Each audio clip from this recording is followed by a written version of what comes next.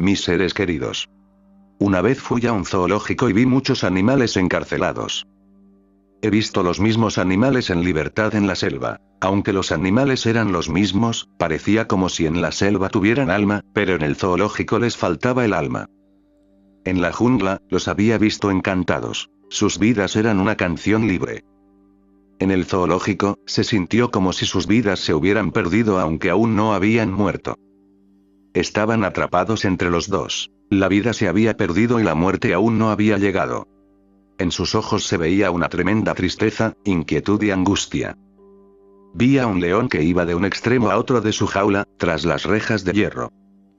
Debe haber estado acostumbrado a correr en un área que abarca millas y millas, saltando a través de ríos y montañas. No habría habido límite para el área marcada por sus huellas. En el zoológico, siguió paseando todo el día, de un extremo de su pequeña jaula al otro, de un juego de barras de hierro al otro. Habría sido sorprendente si ese león se hubiera vuelto loco. Después de regresar del zoológico, sentí que debía investigar un poco sobre el tema. Es que, en lugar de hacer una sociedad, el hombre ha creado un zoológico. ¿Y que lo que llamamos sociedad es un zoológico? Cuanto más profundizaba en este tema, más se fortalecían mis pensamientos al respecto. En la jungla, los animales rara vez se enferman. Pueden estar heridos, pero eso es algo diferente. Ser herido significa que la enfermedad viene del exterior, que es diferente. Rara vez se enferman desde el interior. Pero en el zoológico, los animales contraen las mismas enfermedades que los constructores de sus viviendas. En la jungla, ningún mono ha desarrollado una úlcera durante quizás 1000 generaciones, pero en el zoológico, desarrollan úlceras. En los zoológicos, los animales contraen las mismas enfermedades que el hombre. Los animales de la jungla parecen no sufrir nunca de lo que en el hombre llamamos enfermedad mental. Pero para mi sorpresa descubrí que, después de ser llevados a un zoológico, los animales comienzan a tener las mismas enfermedades mentales que el hombre. En la jungla, nadie ha visto nunca a un animal enloquecer, pero en el zoológico, los animales se vuelven locos. La locura es básicamente una invención del hombre. Es una de sus características especiales. Nunca se oye hablar de un animal que se suicida en la jungla, pero en los zoológicos lo han intentado. Nunca atraparás a un animal salvaje masturbándose, pero el mismo animal en un zoológico comienza a masturbarse. En la jungla, nunca se ha atrapado a ningún animal salvaje complaciéndose en la homosexualidad, pero en los zoológicos, la homosexualidad surge en ellos. Entonces, uno se ve obligado a preguntarse si la sociedad que el hombre ha creado es una sociedad o un zoológico. Todas las cosas que surgen en los animales en un zoológico también han aparecido en la sociedad humana. Mi propia percepción es que, en lugar de crear una sociedad, hemos creado un zoológico. Entre los muchos sufrimientos profundos del hombre, uno de los más profundos es que ha perdido toda su naturalidad y está preso en una celda. Hoy, en esta tercera clave, me gustaría detenerme un poco en este tema. Preguntamos, ¿dónde está nuestra prisión? Somos libres. En un zoológico, los animales y las aves están encerrados, pero ¿cómo nos encarcelan a nosotros? Pero entonces, ¿alguna vez has experimentado que eres libre y no estás en una prisión? Ciertamente no hay barras de hierro, pero luego las barras de hierro se pueden romper. Hay barras que no se ven. Están ahí, pero no se pueden romper, son más fuertes que las de hierro. Construimos una prisión, construimos muros altos alrededor, la cerramos por todos lados y luego colocamos un guardia fuera de ella. ¿Se nos ha ocurrido alguna vez que la nación es una gran prisión, que está custodiada todo el tiempo por centinelas? Sin el permiso del gobierno, no puede ir más allá de la frontera, incluso si lo desea. Si lo hace, será declarado criminal.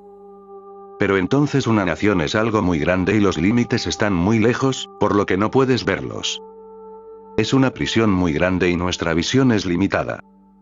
Pero es una prisión de todos modos. Hay guardias apostados allí. Mientras haya naciones en el mundo, el hombre no puede construir una sociedad. Lo que crea solo puede ser un zoológico. La nación es una cosa grande, una prisión muy grande, así que hemos hecho prisiones pequeñas, pequeñas dentro de ella. Hay más reinos pequeños y pequeños dentro de la nación. Ahora, India es una prisión y China y Pakistán son dos más. Y dentro de la gran prisión de la India, hay cárceles más pequeñas. Los musulmanes tienen una prisión, los hindúes tienen una segunda, los jainas tienen una tercera, los parsis tienen una cuarta, los sikhs tienen una quinta. Han establecido sus límites y han puesto barras de hierro también. No debes cruzarlas. De lo contrario, te meterás en problemas. No es posible ver si hay bares o no. No se pueden ver, pero están ahí. Hay una pared muy gruesa que es muy difícil de cruzar. Nos rodea. Hace poco estuve en un pueblo de Cachemira. No había hindúes en ese pueblo, solo musulmanes, así que le pregunté al hombre que fue enviado a cuidarme: ¿eres musulmán? Él dijo: no lo soy. Me sorprendió mucho y le pregunté: ¿qué eres tú? Dijo: soy sunita. No soy musulmán. Un chiita es musulmán. Hubo una pelea entre chiitas y sunitas en esa aldea, por lo que los sunitas dijeron: no soy chiita, son los chiitas los musulmanes. En ese pueblo, había tanta tensión entre chiitas y sunitas como entre hindúes y musulmanes. Había una pared entre ellos. Y no es que no haya muros entre los sudras. Entre un barrendero y un sudra ordinario hay un muro, como puede haberlo entre cualquier otra persona. De esta manera hay una prisión dentro de una prisión dentro de una prisión. Debes haber visto esas cajas mágicas donde hay una caja dentro de una caja, y luego otra caja dentro de esa caja. Los animales encerrados en un zoológico solo tienen una prisión. En la prisión de hombres, hay una prisión dentro de una prisión y las cárceles siguen aumentando. Si viéramos la alineación de todas nuestras cárceles, nos volveríamos locos. Y entonces empezaríamos a ver por qué el hombre se está volviendo loco. Pudimos ver claramente la razón en todas esas cárceles. ¿Cuál es la base de todas estas cárceles? ¿Cuál es la base de esta esclavitud? ¿Cuál es la base de esta esclavitud que nos ha mantenido encerrados en la cárcel? ¿Qué es lo que obliga al hombre a encerrarse en estas cárceles? Quizás nunca se nos ocurra, pero debería. La base de todas nuestras cárceles es la familia. Esa es nuestra primera prisión. Pero se alaba mucho a la familia. Se dice que la familia es el cielo, la familia es sagrada, la familia no es solo el centro de nuestra cultura, sino también el centro de la civilización humana. Quiero decirte que es el centro de todas nuestras perversiones, no de la civilización. Mientras la familia esté ahí, la civilización no puede nacer porque la familia es la primera prisión que nos separa de los demás. Mi familia y tu familia nos separan. Mientras la familia esté ahí, la humanidad no puede estar libre de prisiones. Mientras la familia esté ahí, la familia es la piedra fundamental de nuestra esclavitud. Pero enseñamos a todos los niños a estar orgullosos de su familia. Le decimos que pertenece a una familia especial. Nunca debes defraudar a tu familia. Mantenga siempre en alto la bandera de la familia. Respeta siempre a tus mayores. Lo estamos separando del resto de la humanidad. No le estamos diciendo: toda la humanidad, esta vasta extensión, es tu familia. Le estamos diciendo que solo unas pocas personas seleccionadas, 5 o 10, su padre, su madre, su hermano, su hermana, son su familia. Deberías vivir y morir por ellos. Siempre debes preocuparte por su orgullo. Tenga siempre en cuenta sus ideales. Siempre debe proteger su moralidad, su historia, sus tradiciones y su orgullo. Le estamos poniendo este veneno desde su niñez. ¿Sabemos siquiera que lo estamos separando de la gran familia de la humanidad? Esta enseñanza sobre la familia pequeña resulta en una ruptura con la familia más grande. Lo estamos atando a una unidad muy pequeña, y por eso nunca se sentirá liberado. Luego vienen unidades más grandes. Con la familia está la casta, y luego con la familia y la casta está la sociedad, y con la casta y la sociedad está la nación. Luego, las unidades continúan reuniéndose, una encima de la otra. Pero la primera unidad es la familia. La cultura no ha podido nacer gracias a la familia. Creemos que la unidad de nuestra familia lo es todo. Si la familia está ahí, entonces lo tenemos todo. Y las enfermedades que la familia ha dado a luz para que nunca se nos ocurran. Me gustaría detenerme un poco en ellos ahora porque es el primer encarcelamiento. Si se rompe, todos los demás encarcelamientos también se pueden romper porque todos nacieron de ese primer encarcelamiento. La familia predica la religión, la familia predica la casta, la familia predica la nacionalidad. Una vez que un hombre se vincula a una familia, entonces se vincula a la casta de esa familia. Cuando se liga a la casta, entonces está ligado a la religión. Y cuando está atado a la religión, entonces se vuelve ligado a la nación. Y así la familia nos da las enfermedades de miles de años. Cada familia pasa a sus hijos el polvo de miles de años de enfermedad, lega todas sus enfermedades en su voluntad. Pero lo llamamos educación. Decimos que los padres están educando al niño. Los padres están cargando a su hijo con el pasado.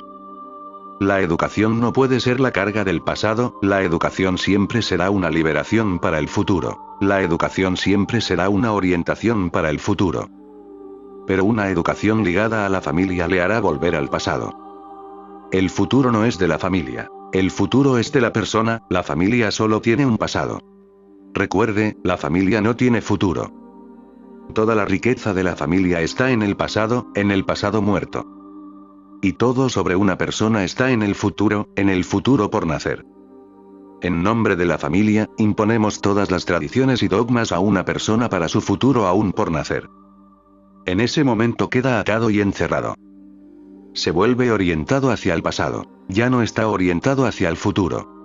Entonces, diré que una mujer que no ata a su hijo a la familia, y no lo liga con el pasado, sino que lo convierte en un hombre libre para el futuro, realmente ama a su hijo.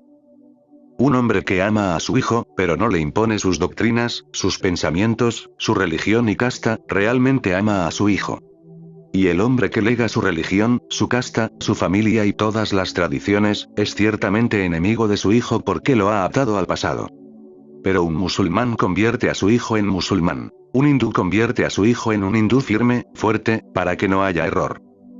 Tienen mucha prisa, antes de que el hijo empiece a pensar por sí mismo. Lo atan antes de que pueda tener su propia inteligencia, porque con la llegada de la inteligencia puede haber rebelión. Por lo tanto, todos los padres están ansiosos porque a sus hijos se les enseñe todo sobre su religión. Damos a los niños nombres particulares para que tengan una identidad separada. Al conocer al hijo de un musulmán, puedes reconocer de inmediato que es musulmán. Y al escuchar el nombre de un hindú, puedes reconocer de inmediato que es hindú. También puedes reconocer que un hombre es hindú o musulmán por su ropa, por sus gestos. Echamos a un niño de tal manera que no viva en el mundo como un hombre. Será reconocido como una unidad vinculada. Recientemente, un amigo mío que ha sido bendecido con un hijo me preguntó qué nombre debería darle a su hijo. Dije, Exid. Puedes usar cualquier nombre. Dijo, no, Exid se verá como un nombre muy malo. Luego dije, usa el número 1, el número 2, el número 3, algo así. Él respondió, eso se verá muy extraño. ¿Qué dirá la gente? Sugiera un nombre que parezca un nombre. Entonces dije, está bien, usa el nombre de Albert Krishna Ali. Dijo, eso creará un problema muy grande. La gente no podrá saber si es hindú, musulmán o cristiano. ¿Quién es? Hay un gran problema en Albert Krishna Ali. Dije, quiero que haya un problema. No lo adjunte a una casta, no lo adjunte a una nación. Pero los padres están muy ansiosos por unir a sus hijos. Los padres están muy ansiosos de que su hijo se convierta en parte del linaje del que forman parte. Pero todo este linaje resultará ser una enfermedad, y los padres no están preocupados por esto en absoluto. Quieren que su hijo sea parte de una secuencia. No debería convertirse en un hombre libre de esta secuencia, no debería convertirse en una unidad por derecho propio. Quieren hacerlo parte de una secuencia, de una tradición. No debería convertirse en una persona. La familia no permite que nadie se convierta en un individuo. Y hasta que los individuos nazcan en esta tierra, no pueden hacer ninguna libertad. Ser un individuo es la libertad más profunda de todas. Una persona que no es un individuo y es solo parte de una familia, una casta, un linaje, una tradición, es solo un engranaje en una gran rueda y nada más. Por eso es muy conveniente ponerle una etiqueta al hombre. Si estallara un motín entre hindúes y mahometanos ahora mismo, podrías clavar un cuchillo en tu vecino, que nunca te ha hecho daño, simplemente porque es mahometano. Nunca te ha hecho daño, nunca le ha hecho daño a nadie, pero es musulmán y eso es suficiente. Ahora, es un asunto muy sorprendente. Si un musulmán apuñala a un hindú en Calcuta, entonces se puede dar una respuesta en Mumbai. Un hindú puede responder apuñalando a un musulmán en Mumbai. Pero, entonces, ¿es esta alguna respuesta? Un amigo mío me estaba contando una historia hace un par de noches. Una vez, un hombre se convirtió en huésped en la casa de un patán. Mientras estuvo invitado, los patán mostraron una tremenda hospitalidad. De todos modos, se sabe que los patán son personas muy hospitalarias.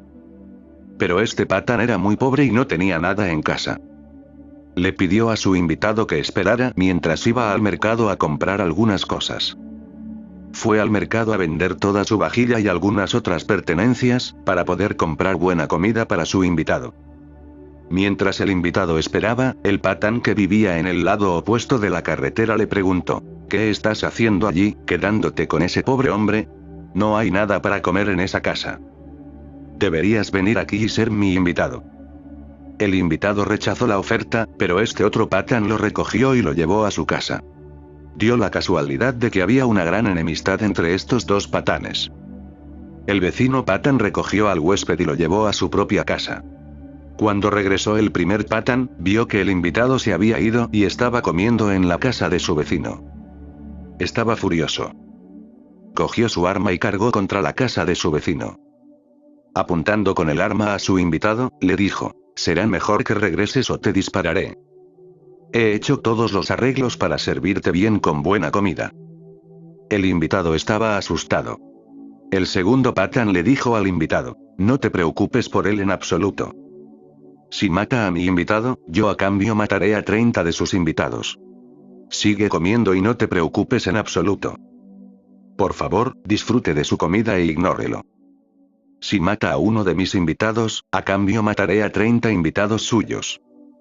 Puedes cambiar mi nombre si no me vengo matando a 30 invitados suyos. El invitado dijo: ¿pero qué ganaré con todo esto? ¿Qué tengo que ver con el asesinato de esos invitados? La palabra invitado puede encubrir todo. Los seres humanos vivos pueden ser sacrificados por ella, que no tienen nada que ver con nada. El nombre maometano servirá. Sirve al propósito. Si no hubiera maometanos, hindúes o cristianos en el mundo, entonces si un hombre en Calcuta dispara a alguien o lo apuñala hasta la muerte, no podrían ocurrir disturbios en otro lugar a causa de ello. Los disturbios no ocurren si una mata B. Solo cuando un hindú mata a un musulmán estallan los disturbios. Si A mata a B, entonces el asunto se resolverá en la corte. Nadie se molesta en absoluto. Pero si un hindú apuñala a un maometano, o viceversa, los disturbios pueden extenderse por todo el mundo porque hemos reunido a mucha gente bajo el nombre de hindú o maometano. La familia es donde primero intentamos borrar la individualidad. Borramos la individualidad de la persona y tratamos agresivamente de moldearla en el elenco de un grupo. Esta es la primera jaula y no te dejará por el resto de tu vida. Las cosas que se enseñan en la infancia nos persiguen de formas muy extrañas. Puede que no los recordemos, pero siguen persiguiéndonos. Ahora, un hijo ama a su madre y su madre se siente muy feliz de que él la ama. Ella también ama a su hijo mucho, se hace el amor de él, pero ni el hijo ni la madre jamás podría pensar que la imagen del amor maternal que se forma en la mente del hijo puede meterlo en un montón de problemas. Si la imagen de la madre se establece por completo en la mente del hijo, por el resto de su vida seguirá buscando a su madre en su esposa. Nunca podrá encontrarla allí y él vivirá frustrado toda su vida. Vivirá en tensión y ansiedad toda su vida porque está buscando a su madre. Quiere una esposa que sea como su madre. ¿Dónde puede encontrar una esposa que sea como su madre? Era la única mujer de su especie y no puede convertirse en su esposa. No hay forma de que suceda. Busca a su madre, busca las cualidades de su madre, busca la imagen de su madre. Y no encontrará esa imagen en ningún lado. Ahora ninguna esposa podrá jamás darle felicidad. Habrá problemas con cada esposa porque la imagen de su madre se ha arraigado profundamente en su mente. Ahora, una idea que desarrolló en su infancia lo perseguirá por el resto de su vida. Nunca podrá estar en paz. Entonces, cada hombre sabe qué tipo de mujer quiere y cada mujer sabe qué tipo de marido le gustaría tener. Hay un concepto confuso dentro de nosotros y seguimos buscándolo. Pero nunca lo encontraremos porque una hija tiene una imagen de su padre en su mente y un hijo tiene una imagen de su madre en su mente. Nunca se encontrarán. La gente nunca se repite en la vida. Las imágenes inculcadas en la mente en la infancia nos perseguirán por el resto de nuestra vida, estropeándola. Todo lo que se establece en la infancia nos sigue por el resto de nuestra vida. Y si se trazan los límites incorrectos en la infancia, es muy difícil olvidarlos por el resto de nuestra vida.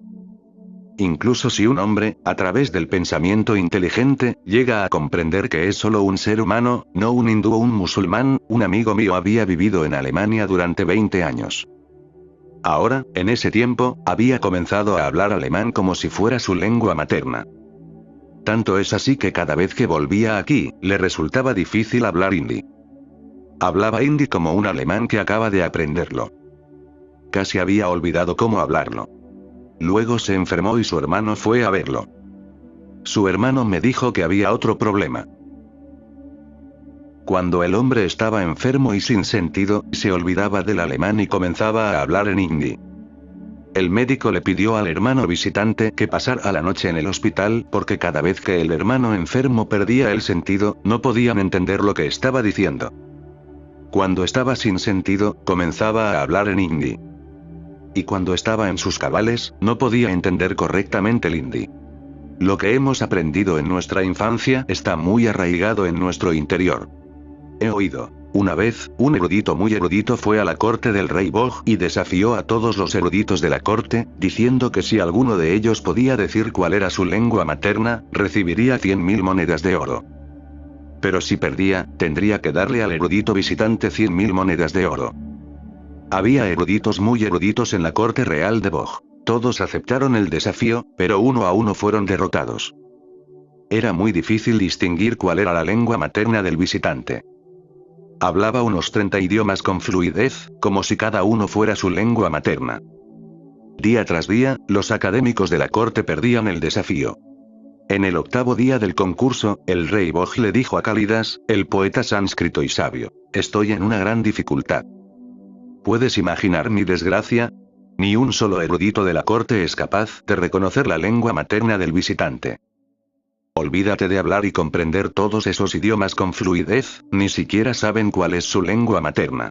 ¿Sabes lo que dirá la gente sobre mi corte? Por favor, haz algo. Cálidas respondió: déjame pensarlo. Intentaré hacer algo. Al día siguiente, cuando el erudito salía de la corte después de ganar 100.000 monedas de oro como de costumbre, comenzó a charlar con Cálidas en la entrada. Ambos caminaban y hablaban, y cuando el erudito empezó a bajar las escaleras, Cálidas le dio un empujón. Rodando por los escalones, el hombre cayó 7 metros y, al levantarse, los abusos que le escupió a Cálidas estaban en su lengua materna. Cálidas se disculpó y dijo: lo siento mucho, pero tenía que hacerlo. No había otra manera. Esta debe ser tu lengua materna. No quiero las monedas de oro, pero tenía que averiguar cuál es tu lengua materna. Lo que se ha inculcado en la infancia se vuelve muy arraigado. Nos sigue toda la vida. Más adelante, por mucho que aprendamos, las enfermedades que nos han pasado en nuestra infancia son casi imposibles de eliminar. Se puede hacer, pero es extremadamente difícil. La humanidad que parece tan enferma es el resultado de las enfermedades mentales transmitidas en la niñez. Estamos enseñando límites en la infancia, no el estado de no tener límites. Estamos atando al niño al pasado, no lo estamos liberando hacia el futuro. En la niñez predicamos religión, predicamos ideales. Les estamos enseñando todo.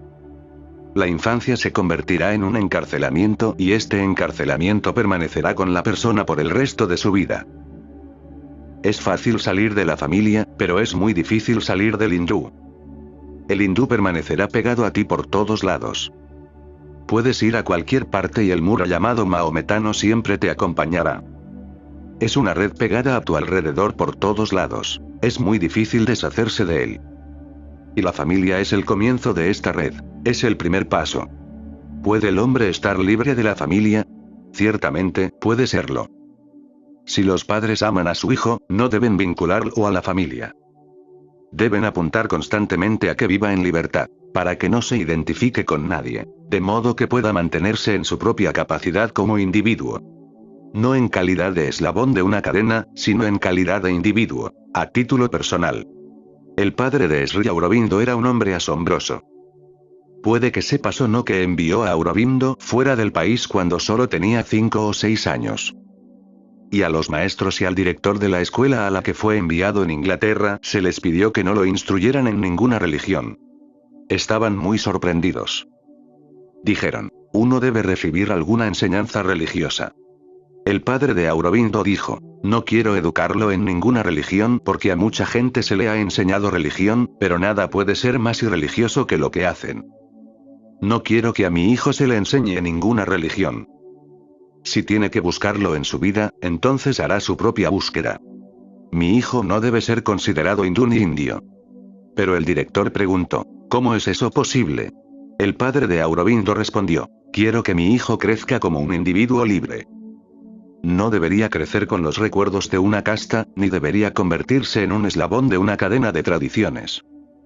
Debería poder pararse sobre sus propios pies, en su propia capacidad. Quiero que no se apoye en los hombros de nadie más. El padre enfermó, pero no mandó a buscar a Aurobindo. Debe haber sido un hombre muy valiente. De todos modos, solo un hombre tan valiente es capaz de dar a luz a un hijo como Aurobindo. El padre estaba enfermo, pero no mandó a buscar a su hijo. Los miembros de su familia le dijeron, deberías llamarlo, ¿no estás enfermo? El padre respondió, es mejor que no se amarre a mí. Ni siquiera debería recordar que tiene un padre, por lo que toda la relación con el pasado se rompe. Debe haber sido realmente un hombre muy valiente y único para comportarse así. No debería tener ninguna relación con él, para que no esté atado al pasado. Yo soy el vínculo a través del cual él está conectado con el pasado y ningún vínculo de ese tipo debería influir en su mente. Debería ser un ciudadano del futuro y no llevar la carga del pasado. Debería ser un ciudadano libre del futuro. Murió el padre de Aurobindo y ni siquiera llegó a saberlo. Fue solo cuando regresó a la India que se enteró de que su padre había fallecido. El padre de Aurobindo no le informó porque no quería que se relacionara con él a través de ninguno de sus recuerdos. Debería ser un ciudadano del futuro. Todos somos ciudadanos del pasado. El padre de Aurobindo participó en un 90% en el genio que se manifestó en Aurobindo.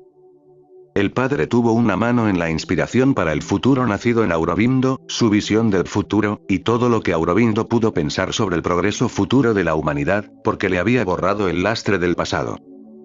Había roto la continuidad del pasado para Aurobindo. ¿Podríamos crear una sociedad en la que los padres ayuden a sus hijos a romper con el pasado, en lugar de vincularlos a él? Solo entonces se eliminaría el sufrimiento y la crucifixión del hombre. De lo contrario, es muy difícil. Hoy quiero hablarles de la tercera máxima. Los niños deben ser liberados del pasado, para que puedan convertirse en ciudadanos libres del futuro. Todos estamos atados al pasado, pero hay algunos momentos en la vida del hombre, que yo llamo momentos de exposición.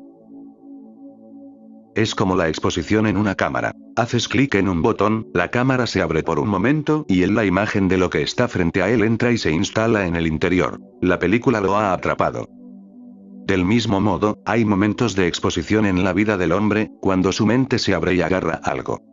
Hay 5 o 10 de esos momentos de exposición en la vida de un hombre. Si se comete un error en esos momentos, ese error durará el resto de su vida. En la infancia, esos momentos son máximos, ya que la mente de un niño se abre y todo lo que entra muy profundamente, dejando su huella en el alma. Estaba leyendo sobre un fenómeno asombroso, sobre algunos experimentos que se estaban realizando con gallinas. Tan pronto como el pollito deja el huevo, comienza a correr tras su madre. Sale del huevo, la madre está corriendo, y entonces comienza a correr detrás de la madre. Hasta que crezca, seguirá corriendo detrás de la madre, seguirá corriendo. Un científico hizo un experimento único. Cuando el huevo estaba saliendo del cascarón y el polluelo estaba a punto de salir, se llevó a la madre y puso un globo rojo lleno de gas en su lugar. Cuando se rompió el huevo y salió el pollito, no vio a la madre, vio el globo. Ese fue un momento de exposición. Cuando el niño llega al mundo por primera vez, su mente está completamente abierta y todo lo que ingiere permanece allí para siempre. Entonces, la chica comenzó a correr detrás del globo. Trajeron a su madre, pero no le prestó atención a la gallina. Hicieron todo lo posible por desviar su atención hacia la madre, para que corriera tras ella, pero no la reconoció. El globo se había convertido en su madre. Iría al globo, colocaría su cabeza sobre él y se iría a dormir. Se enterraría debajo del globo y se sentaría debajo de él. Corría tras el globo. Estiraba su pico hacia el globo para conseguir comida. Pero no pudo reconocer a su verdadera madre. Ese pollito murió. Se llevaron a cabo muchos más experimentos con diferentes pollitos y se descubrió que lo que la mente captó en ese primer momento se convirtió en la madre del pollito. El hombre también tiene esos momentos. Cuando nace un niño, el principal motivo del gran amor que siente por su madre es que es ella quien está disponible para él primero, en ese momento de exposición. Su mente está abierta y entra una imagen de su madre. Pero en cierto sentido esto es peligroso. Una imagen de la madre entra en la mente del hijo, así como en la mente de la hija, y esta es una de las causas de las dificultades en la vida amorosa de la pareja. Debido a que la imagen ha entrado en la mente del niño, seguirá buscando esa imagen por el resto de su vida. Encontrará la imagen en el amor de su madre y seguirá madurando, seguirá reforzándose. Luego, cuando llega a la madurez sexual, llega de nuevo un momento de exposición. Lo que la gente llama amor a primera vista no es más que este fenómeno. Se refiere al momento de la exposición. Es exactamente lo mismo que cuando una chica se enamora de un globo y empieza a correr tras él. Ese amor a primera vista es en realidad el primer destello de amor, cuando la mente se abre y el globo se hunde profundamente en su interior. Cuando una persona madura sexualmente por primera vez, su mente se abre de nuevo y la primera imagen que entra se arraiga profundamente en su interior. Pero si hay un choque entre las dos imágenes en el interior, entonces él nunca podrá tener paz. Seguirá un conflicto entre las dos imágenes. En los kibutzim de Israel, han estado haciendo experimentos que han tenido mucho éxito. Los experimentos tienen en cuenta este momento de exposición. Tarde o temprano todo el mundo tendrá que hacerlo. No permiten que el niño sea criado por su madre por mucho tiempo. Más bien, siguen cambiando de enfermera cada 3 meses, de modo que ninguna imagen de una mujer en particular quede impresa en la mente del niño. Por tanto, no hay fijación. Para cuando ha crecido, ha amado a 20 o 25 mujeres como su madre. La idea es que debería seguir cambiando. Si se forman 20 o 25 imágenes en el interior, la imagen general se vuelve muy borrosa. Ninguna imagen será prominente. Entonces se descubrió que un niño era capaz de amar a cualquier mujer con más facilidad y naturalidad, en comparación con el niño que se apodera de una imagen fija de una madre, que permanece muy clara, que no es para nada confusa. Hoy, toda la vida matrimonial está podrida. Toda la vida matrimonial se ha convertido en una cruz de sufrimiento. Todos están colgados de una cruz, pero nadie se molesta en mirar adentro y encontrar la causa. La imagen de la madre que se instala en la mente del niño es un problema, pero si su imagen se instala en la mente de la hija, se convierte en una dificultad aún mayor. Si alguna imagen se va a asentar, debe ser la del padre. Pero en el sistema que tenemos, solo la madre cría a los hijos, no el padre. En el futuro, las hijas deberían ser criadas más por sus padres y los hijos deberían estar más cerca de sus madres. Solo entonces podremos eliminar el sufrimiento y la angustia de la vida matrimonial, de lo contrario no podremos. Por eso, en los últimos 5000 años, todos los experimentos en el matrimonio han fracasado. Los experimentos se hacen solo en la superficie y las raíces más profundas del interior nunca se nos ocurren. Si la imagen de la madre se instala también en la mente de la hija, es muy peligroso. Existe la posibilidad de que nunca pueda amar completamente a ningún hombre. Esa imagen que se ha asentado en ella en el momento de la exposición puede resultar peligrosa.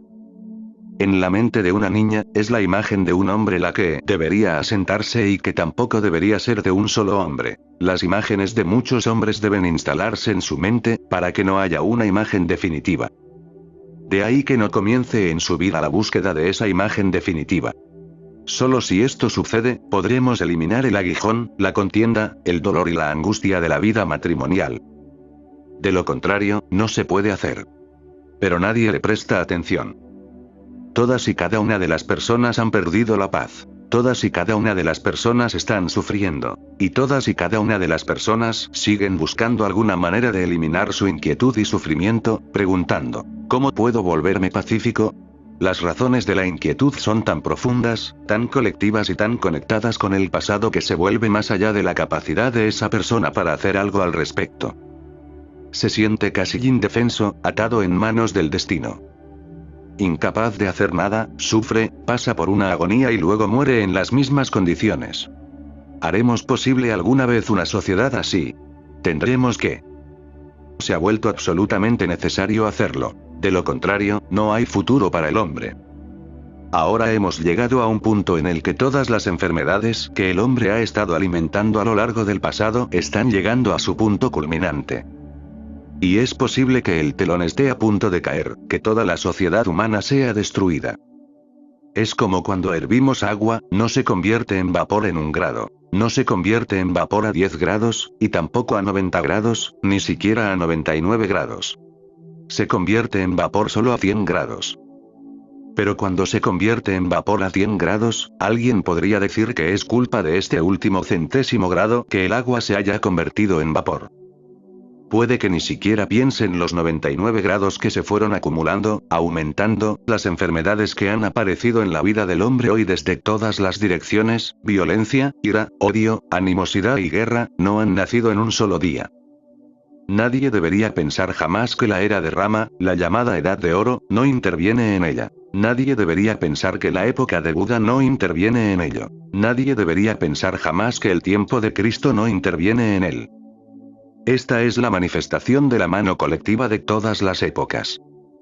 Solo estamos agregando el último grado para que el agua se convierta en vapor, nada más.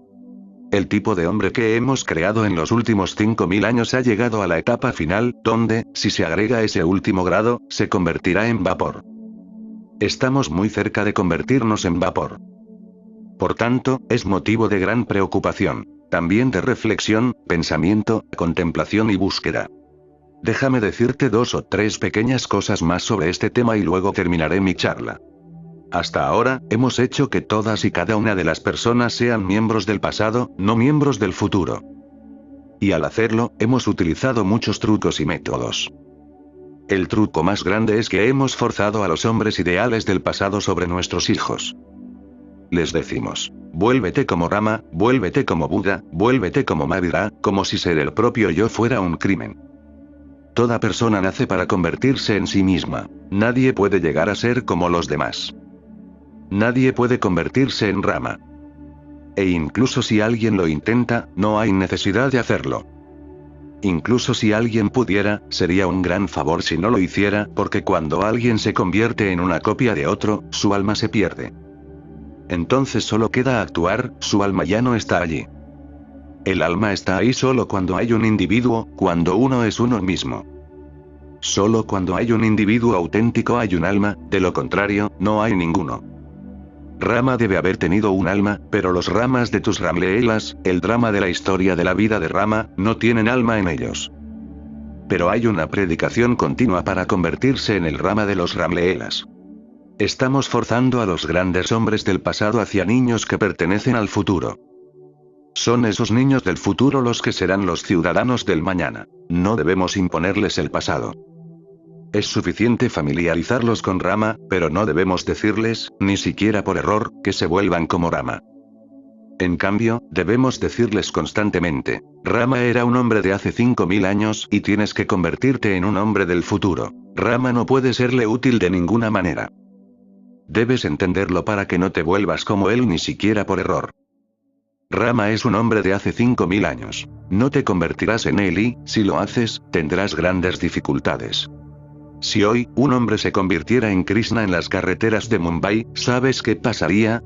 Lo llevarían directamente a la comisaría, a ningún otro lugar. Lo llevarían inmediatamente a la comisaría. Krishna es una persona muy hermosa y única, pero un hombre único de hace 5000 años no tiene ningún sentido hoy. Verlo hoy no tendría sentido. Hoy, si alguien estuviera vestido como Krishna, parecería muy dramático. Está bien si algo de Rasleela, escenas de amor de la vida de Krishna, están sucediendo en una representación teatral de Ramleela o Krishnaleela, pero si te encontraran en el camino comportándote así, sería un problema. Imponemos el pasado a los niños, y la primera forma de imponerlo es inculcarles una imagen de los grandes hombres del pasado. Está completamente mal. Nunca podrán ser esos hombres del pasado. Y si esta imagen se instala en sus mentes, experimentarán constantemente la autocondena. Toda su vida tendrán el sentimiento, no podría llegar a ser como Rama. Y una mujer experimentará, no podría llegar a ser como Sita. Se suponía que debía ser como Sita, pero no podía llegar a ser como ella. Esto se convertirá en un problema y la hará sufrir por el resto de su vida. Cuando le decimos a una persona que se vuelva como otra, le estamos enseñando una lección de autocondena. Y un hombre que aprende la lección de la autocondenación no tiene posibilidad de felicidad. La bienaventuranza viene con el regocijo propio, la bienaventuranza viene con la autoaceptación. La felicidad llega cuando puedes sentirte feliz como eres. Pero nuestra educación nos dice que nunca debes estar feliz con cómo eres. Puedes ser feliz solo cuando te conviertes en Rama, cuando te conviertes en Krishna, cuando te conviertes en Cristo. Entonces, imponemos moldes a los niños y esos moldes los condenan de por vida. Viven, pero sienten que no están viviendo la vida correcta. Cada uno siente que está viviendo una vida equivocada. La mujer no puede convertirse en Sita, el hombre no puede convertirse en Rama, no puede convertirse en Krishna. Definitivamente me he equivocado. Estoy viviendo una vida equivocada. Si cada persona en el mundo entero siente que está viviendo una vida incorrecta, ¿cómo pueden hacer la vida correcta? La base básica de una vida correcta será cuando le demos cooperación, libertad y capacidad a cada persona para convertirse en lo que es. En este momento, todos somos un obstáculo para lo que él puede llegar a ser. En la casa de Rabindranath hay un libro muy antiguo.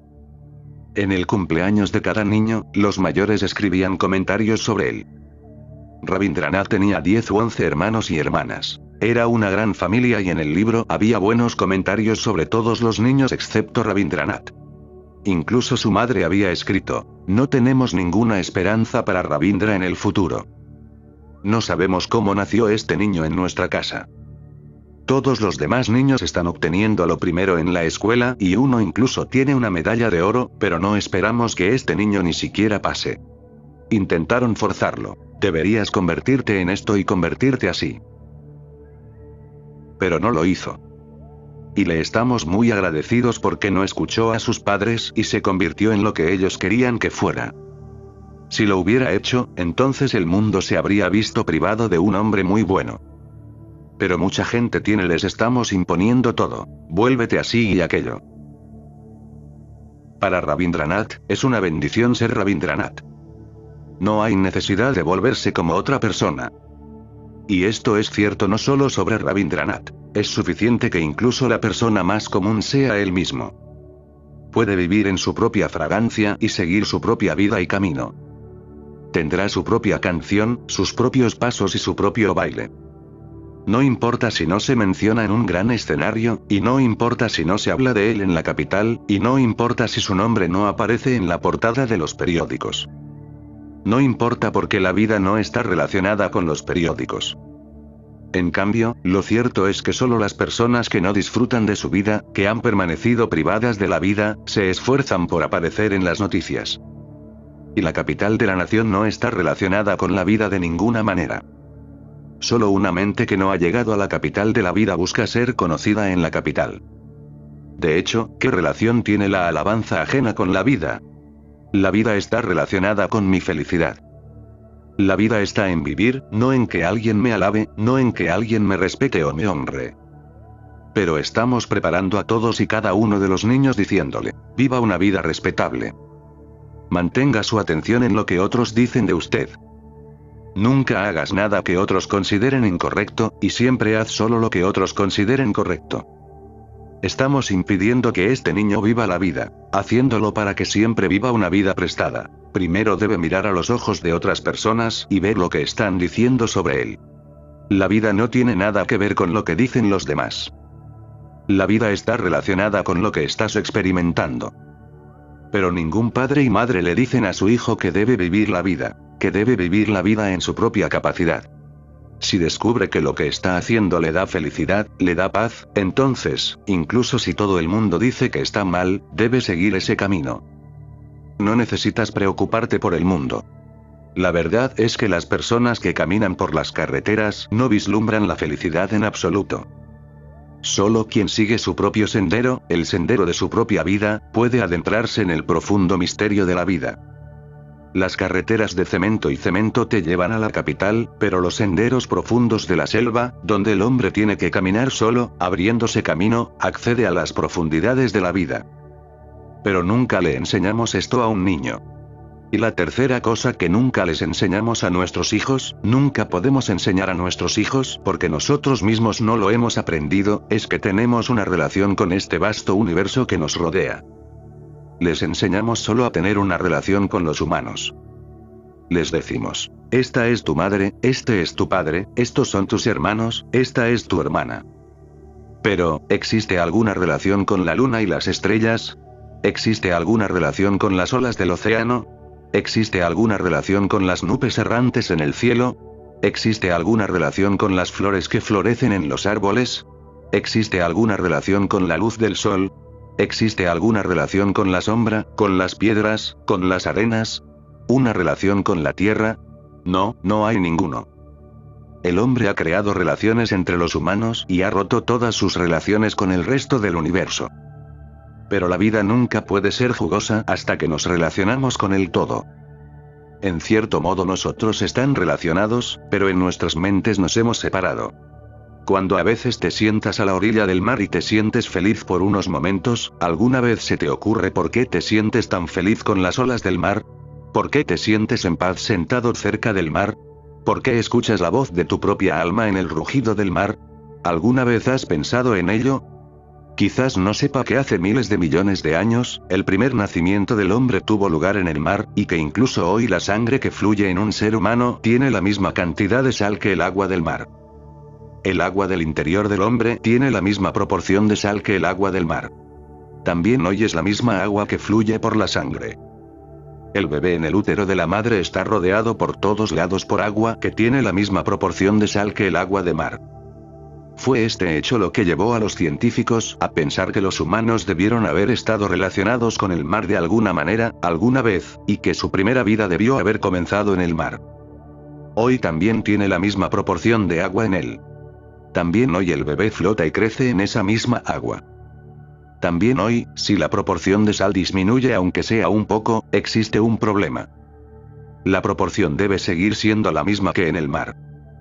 Cuando te acercas al mar, crea oleadas de empatía en todo tu cuerpo, en toda tu persona. Eres parte de ella. En algún momento fuiste un pez, todos éramos peces. Acercándonos al mar, esas mismas olas surgen en nosotros. Cuando vas a las montañas y ves la extensión de árboles y vegetación, tu mente se tranquiliza de inmediato. Se siente dichoso cuando ve una extensión de verde. ¿Qué hay en el color verde? En nuestra sangre, en nuestros huesos, hay un elemento que ha sido tomado de los árboles, que está circulando en nosotros. Estamos hechos de ellos, estamos relacionados con ellos. Cuando soplan brisas frescas y te dejas llevar, te llenas de alegría, deleite. ¿Por qué? Porque el aire es nuestra fuerza vital. Estamos conectados, no estamos separados.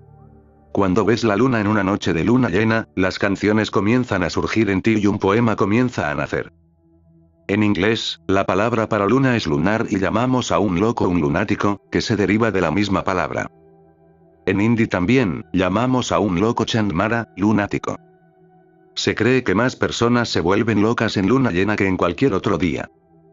Hay razones para esto. La luna llena levanta ondas desconocidas en nosotros. No son solo maremotos los que surgen en el océano durante la luna llena, no es solo el océano el que quiere levantarse y tocar la luna. Las ondas de vida en los recovecos más profundos de nosotros también se elevan para tocar la luna. Pero no tenemos ninguna relación con la luna, ninguna relación en absoluto. Nos hemos separado de la vida por todos lados. Y si el hombre se separa de la vida y hace solo un mundo de seres humanos, ese mundo será triste, ese mundo será infeliz. Ese mundo no será verdad porque no es real. Las raíces del mundo deberían extenderse por todo el universo. Llamo religioso a un hombre cuya relación no es solo con los seres humanos, sino cuyas relaciones se han extendido a toda la vida. Tiene una relación con los animales. Tiene una relación con los árboles y las plantas también, con los pájaros. ¿Alguna vez has visto un águila flotando en el cielo? Si continúas mirando, caerás en meditación. Qué fácil es el águila, que extiende sus alas y se queda quieta en el cielo, fluyendo con los vientos. Si continúas mirándolo con atención, un águila dentro de ti también extenderá sus alas y fluirá. La vida está conectada por todos lados, pero el hombre se ha desconectado. Y esa vida desconectada se ha vuelto loca. Por eso dije que no hemos podido crear una sociedad, hemos creado un zoológico. Todavía estamos muy lejos de crear una sociedad. Hemos creado jaulas y hemos separado al hombre de la naturaleza, de todo lo que es natural, tanto en el interior como en el exterior. Hemos separado al hombre de lo natural y hemos creado un hombre artificial, un hombre artificial. Ese hombre es un engaño. Déjame contarte una pequeña historia y concluir mi charla.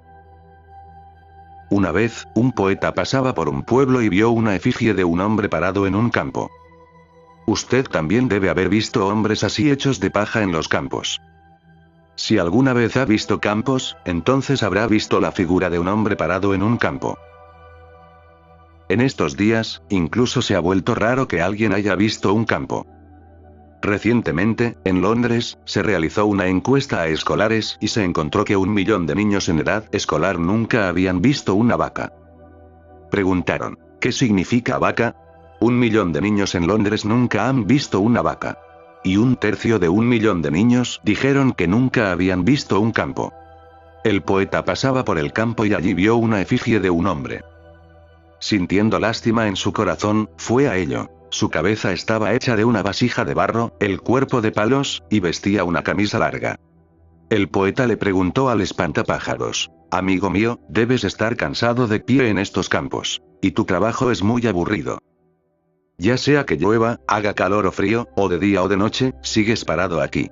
¿No te aburres? ¿Nunca te cansas? ¿Nunca te vas de vacaciones? El hombre de paja dijo, no, al contrario, este trabajo es muy interesante.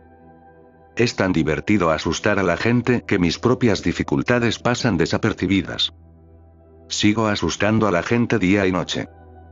Alguien viene y lo asusto, luego pasa alguien más y lo asusto. Es tan divertido que no me queda tiempo para preocuparme por mí mismo. El poeta se puso a pensar. Dijo, lo que estás diciendo es correcto. También me siento muy feliz cuando puedo hacer que alguien me tenga miedo. El hombre de paja se echó a reír y dijo, entonces tú también eres un pseudo hombre porque solo el pseudo se deleita en asustar a los demás. Tú también eres un hombre de paja, también tienes una vasija de barro, un palo y una paja por cuerpo, y vistes una camisa larga. Empecé a pensar en cuál es la diferencia entre un pseudo hombre y un hombre de verdad. Si hay una vasija de barro colocada sobre un cuerpo de paja o un palo, y lleva una camisa larga, ¿cuál es la diferencia entre él y yo? La única diferencia es que este hombre está encerrado en sí mismo, no tiene raíces conectadas a la vida en ninguna parte. No tiene aliento vital conectado a nada. Su corazón no está conectado con el cielo. Su torrente sanguíneo no está relacionado con ningún árbol. Su agua no está conectada al mar. No tiene conexión alguna con el exterior. Desconectado de todas partes, se cierra en sí mismo. Simplemente no tiene conexión. De ahí que sea pseudo. ¿Y cuál es el significado de un hombre real? Que está conectado con todo. Todos y cada uno de los poros y partículas de su ser están conectados. Está conectado con el sol, conectado con la luna, conectado con los océanos, conectado con el cielo, conectado con todo. Cuanto más conectado esté un hombre, más real será. Y cuanto más desconectado esté un hombre, más se quedará como una olla de barro con palos, vistiendo una camisa larga. El hombre ahora es casi falso. Toda la humanidad se ha convertido en un hombre hecho de una vasija de barro, colocado sobre paja y vestido con una camisa larga. No hay alma en el interior, porque un alma es solo una posibilidad que se materializa a partir de la conexión infinita. Sobre esto, te hablaré mañana. Todos aquellos que deseen venir a la meditación matutina deben estar allí antes de las 8. Ven después de un baño y guarda silencio desde que salgas de casa. Tampoco hables en el lugar. Les agradezco que me hayan escuchado con tanto amor y silencio. Ahora, para terminar, me postro ante la piedad que habita en todos. Por favor acepte mis pranams, mi ofrecimiento de respeto.